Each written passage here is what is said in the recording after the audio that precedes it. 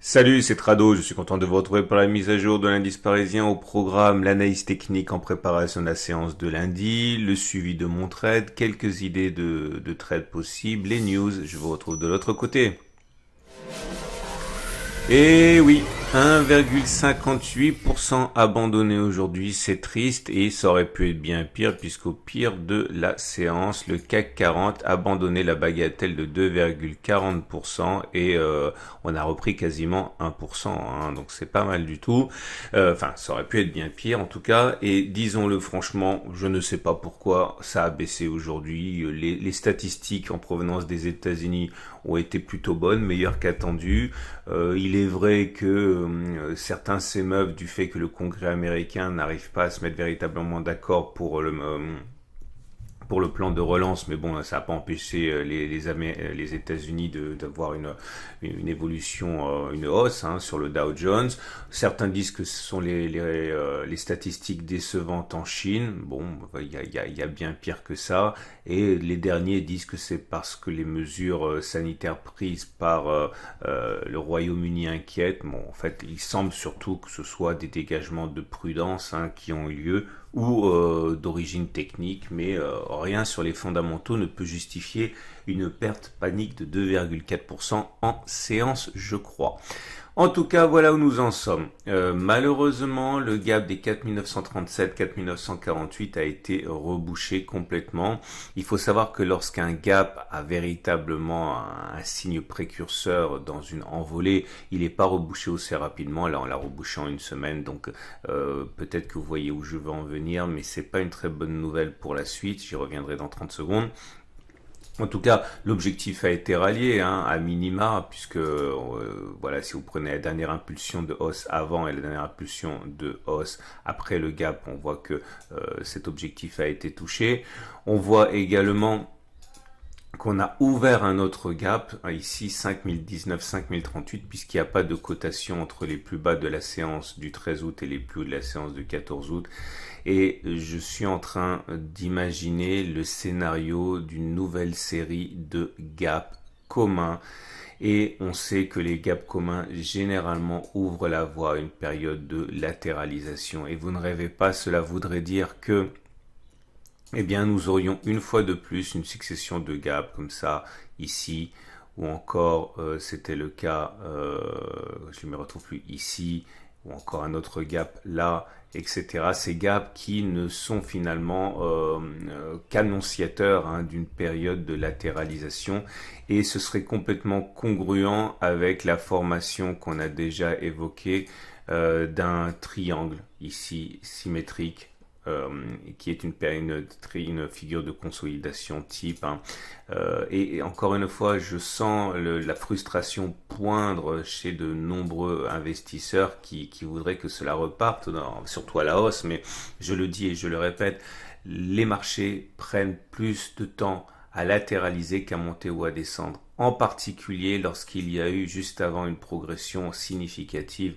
A-t-on déjà mentionné suffisamment que le CAC a pris 44%? Il a quasiment, bon, pour faire simple, doublé sa valeur en l'espace de 2-3 mois. C'était pas tenable et donc on a cette séance qui confirme l'idée qu'on serait parti pour une longue période douloureuse de nouvelle latéralisation. De toute manière, ça ne nous empêche pas de trader, vous le savez bien. Alors, justement, maintenant que j'enlève le gap ici, il est important de savoir que si c'est un gap, si c'est un gap de commun, eh bien encore une fois, il sera rebouché très très vite.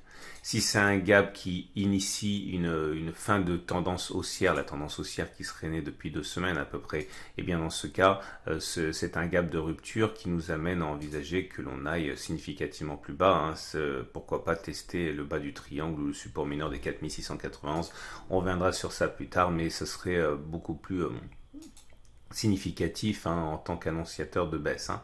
Nous avons également, alors du coup, effectivement, les Fibonacci peuvent nous aider encore une fois à voir. Si on prend la dernière impulsion de hausse que l'on a eue depuis le 3 août et qu'on regarde ce que ça a donné par rapport au plus haut du 12 août, Vous voyez que pour l'instant, on a pris refuge sur les 50% de Fibonacci. Ce qui est assez clair, c'est que certains sont intéressés par ce niveau. Je n'abandonne pas à titre personnel l'espoir de voir les cours remonter. Je vous explique pourquoi. Parce que j'ai toujours plusieurs setups qui m'indiquent la hausse. Au premier rang desquels, la fourchette d'Andrews ici, dont on a parlé beaucoup et qui est toujours active. Enfin, son scénario est toujours actif puisque vous voyez, il y a eu le refus de médiane. On est sorti de la fourchette d'Andrews sans toucher la médiane. Normalement, il y a une accélération. Statistiquement, il y a une accélération jusqu'à percuter la demi-droite, pivot 1, pivot 3. C'est ce qui se passe encore une fois plus souvent que ça n'échoue. On m'a mentionné l'existence d'une autre fourchette d'Andrews. À partir du moment où on sort d'une fourchette d'Andrews, on a le droit d'en inscrire une autre. Donc la nouvelle fourchette, elle est là, mais ça ne nous apporte pas grand-chose parce que la médiane a déjà été touchée. Ici, vous voyez. Donc bravo à ceux qui ont anticipé en traçant cette nouvelle fourchette. Malheureusement, à partir de maintenant, elle n'est plus véritablement utile, puisque voilà, la médiane a fait son office. Ce qui nous amène maintenant au chandelier japonais du jour. Et le chandelier japonais du jour, on avait signalé la présence d'un harami baissier ici, qui est plus souvent un signe d'incertitude qu'un signe de baisse, en particulier lorsqu'il apparaît au milieu de nulle part, comme c'était le cas ici. La force est de constater qu'il était bien annonciateur d'une baisse, et nous avons ici ce qu'on appelle un 3 inside down, comprenez un harami baissier confirmé. Et c'est un chandelier, une configuration de chandelier japonais qui a très mauvaise réputation, et c'est ce qu'on va backtester aujourd'hui. Alors, tout d'abord, la bougie prise individuellement est plutôt baissière, puisque d'une part elle est rouge, ce qui signifie qu'on clôture plus bas que l'on a ouvert. On termine plutôt au milieu dans le tiers baissier. Bon, c'est pas mal. Maintenant, quelque chose d'encourageant, c'est qu'il y a une longue mèche basse qui montre qu'il y a eu une chasse au solde.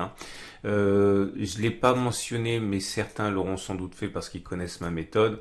Enfin, c'est pas moi, ça, tout le monde le fait. Et on avait un mini support ici, puisque on avait une résistance, qui a été cassée, qui a changé de polarité, ce qui explique pourquoi on aurait pu rebondir également ici.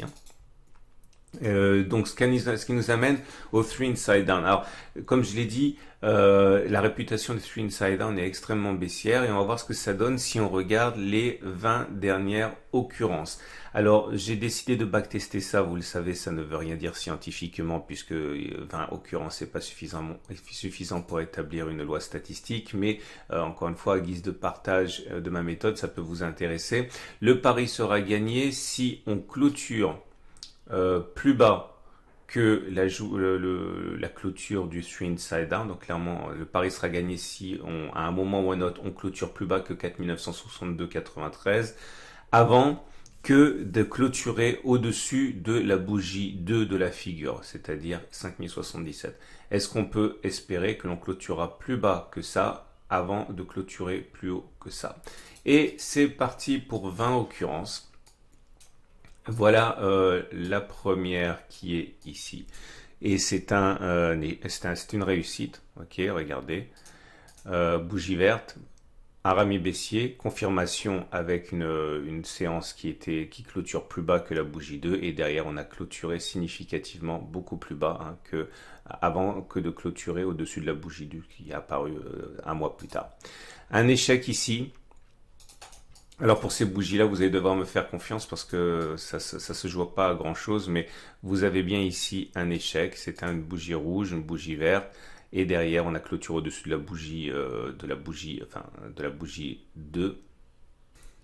Un autre échec ici, bougie verte, bougie rouge, confirmation, et derrière on a clôturé plus haut que la bougie 2. Et maintenant on va aller plus vite. Encore un échec, un quatrième échec. Un succès,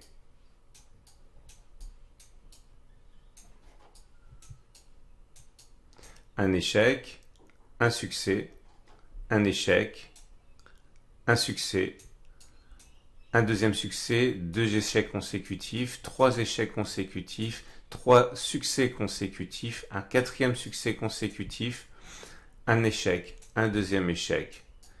Et voilà, on arrive très rapidement à 20 occurrences. Comme vous pouvez le voir, c'est extrêmement équilibré et on arrive à 10 échecs et 10 succès. Plusieurs choses à dire. La première, c'est que vous voyez que la réputation baissière du Three Inside Down n'est pas forcément toujours avérée sur le CAC 40 sur 20 séances en données journalières. Est-ce que ça veut dire pour autant que vous pouvez jeter ce backtest à la poubelle, qu'il vous apporte rien puisqu'il n'a aucun caractère prédictif? Non, vous pouvez pas dire ça, parce que d'ailleurs si vous regardez la situation, lorsque ça fonctionne très très bien. Regardez là, on a eu une baisse très conséquente, beaucoup plus importante que la distance qui sépare la bougie 3 du haut de la bougie 2. Regardez un autre exemple ici. Pareil, une très belle baisse. Encore on va prendre un troisième exemple qui aurait réussi. Voilà, la figure a eu lieu ici. On a quand même eu une baisse assez significative, etc. Là aussi, ça a l'air de rien, mais je vous donne simplement cet exemple-là. Voilà, si on regarde les plus bas, ça a baissé de 2,3%, alors que les plus hauts de la deuxième bougie étaient à 0,7%. Ce que je suis en train de vous dire, c'est que même si on a un caractère prédictif assez faible, si on construit un point d'entrée, un point de sortie mûrement pensé et backtesté, on peut avoir des ratios gain-risque qui sont extrêmement intéressants. Donc je vous invite à travailler ça si vous voulez en savoir davantage. En tout cas, l'analyse technique dit qu'on ne sait pas ce qui va se passer lundi. Merci. Et on passe à la suite. Et ça veut dire pour les indicateurs techniques des choses également importantes, puisque comme vous pouvez le voir, il y a du nouveau là aussi et pas forcément du bon, puisque vous avez maintenant les cours qui ont clôturé en dessous de la M7, donc la tendance de court terme est neutre puisqu'on est en dessous d'une M7 qui monte. On est neutre également pour la tendance générale puisqu'on est au-dessus de la M20 mais que celle-ci descend, et neutre également pour la tendance de fond puisque la M50 vient de s'aplatir. Enfin, elle descend même un petit peu, mais enfin bon, on va dire simplement que maintenant c'est neutre. Donc c'est archi neutre, et une fois de plus, c'est totalement compatible avec l'idée d'une vaste et laborieuse latéralisation dans ce grand triangle symétrique, hein. Et ça fait quand même depuis le 8 juin qu'on a initié une période de latéralisation et de congestion. Il est toujours envisageable. Ah oui, on avait backtesté ça d'ailleurs hier, hein, que l'on aille chercher l'inverse. En fait, regardez le backtest d'hier, je vais pas le répéter, mais j'avais expliqué qu'on avait plus de 70% de chance, je crois, hein, d'aller chercher la M20. Bon, c'est ce qui s'est passé aujourd'hui. On a les éléments techniques autres qui sont également assez tristounés aujourd'hui, puisque le RSI repasse la ligne de neutralité. Donc c'est fini pour la tendance haussière sur le RSI, c'est neutre. Le momentum repasse quasiment à zéro, c'est neutre aussi. Le MACD qui est un petit peu plus lourdeau commence juste à baisser, hein, et bon, on n'est pas très loin du signal. Bon, c'est pas très bon. Le stochastique qui sort de sa zone de surachat. Bon, c'est comme je l'ai dit, hein, mais je le sens qu'on va bientôt arrêter d'étudier les indicateurs techniques si on rentre dans une période de latéralisation et de congestion avérée. Vous savez que j'ai tendance à ignorer les indicateurs techniques. On va terminer avec l'Ishimoku. Et il y a une petite bonne nouvelle pour les Shimoku, en ce sens que on a eu un double twist. Regardez, on a eu le twist baissier ici, et puis suite à la victoire de la lagging span sur l'oblique, sur laquelle je ne reviendrai pas, on vient de twister à la hausse. Donc clairement, quand vous avez des séries de twists comme ça aussi, ça milite pour une continuation de la latéralisation. Je vais essayer de vous en trouver quelques-uns, vous allez tout de suite comprendre. Voilà, quand c'est franc, c'est franc. Quand ça twist et retwist et retwist, voilà, ça donne généralement des choses comme ça, des latéralisations. Là aussi, latéralisation. Vous voyez ce que je veux dire? Et il semble qu'on soit parti pour un schéma équivalent, hein. Donc voilà ce qu'on pouvait dire. On va regarder un petit peu les trades que l'on peut engager. Alors j'ai reçu, alors vous êtes vraiment sympa vous, parce que vous m'envoyez un message, mais vraiment des suppliques, dire Trado, sors de ton trade, prends ton... Et ça me fait très plaisir de recevoir des mails comme ça. Je vous rappelle que mon trade pour l'instant je l'ai pris ici, donc il est toujours positif. Et non, je ne sortirai pas de mon trade. Je vais vous expliquer pourquoi je ne sortirai pas de mon trade, parce que c'est le week-end, on a un peu de temps. Ça sert à rien de backtester les choses si dès qu'on a un backtest dans l'autre sens, on sort. Justement, comme moi, ma méthode repose sur le fait que je fais des centaines de backtests et sur des milliers d'occurrences, etc., j'absorbe en fait les contre-signaux, les contre-stats qui pourraient arriver le coup d'après. Si vous entrez et que dès que vous avez une stat en sens inverse, vous sortez, je vous garantis que vous allez jamais gagner un copec, hein, parce que vous allez être ballotté, puis vous imaginez le stress. Non, tant pis. Moi, de toute façon, mon stop, il est large. On avait déjà discuté. Il est en dessous de 4560, ok? Et j'avais un ratio gain-risque de 1,5 pour 1 en mettant un stop ici et en visant ici. On a déjà suffisamment parlé. Tant pis, si jamais je me fais sortir, je me fais sortir. Mais si je commence à changer mes positions chaque fois que j'ai un backtest, là, c'est sûr que c'est parti pour latéraliser, de descendre là. Mais peut-être que ça va descendre et que ça va remonter. La seule chose qui m'embête un petit peu, c'est que ça mobilise un petit peu de mon capital. Bon, pas grand-chose puisque mes pertes ne représentent jamais plus que 1% de mon capital. Mais bon, là, à mon avis, si jamais je gagne, ça sera pas avant des semaines. Peut-être même que je vais invalider ce trade simplement parce que ça va prendre des semaines et des semaines à y aller, mais en tout cas, non, je ne sortirai pas de ce trade. Ne vous inquiétez pas pour moi, je vous assure que je fais plein de trades et que c'est un trade au milieu de plein de trades que je fais. En tout cas, merci. Donc, je reviens à mon mouton. Les trades possibles, eh bien, si vous pensez qu'on est parti pour une baisse, ou vous pouvez effectivement shorter ça, hein, c'est-à-dire vous mettez un stop au-dessus des plus hauts à 2,8%. Si vous visez un retour sur les plus bas, 3,65%, vous avez votre ratio gain-risque qui est satisfaisant. Vous pouvez même mettre un stop au-dessus de la résistance mineure à 3,3%. Ça passe encore, hein. Vous pouvez mettre, en imaginant que le gap ici soit un gap de rupture, vous pouvez mettre un stop au-dessus du gap de rupture à 1,7%. Vous avez un excellent ratio gain-risque. Maintenant, vous pouvez toujours acheter, hein. Si vous achetez, par contre, c'est quand même pas génial parce que il faudrait mettre un stop sous un support.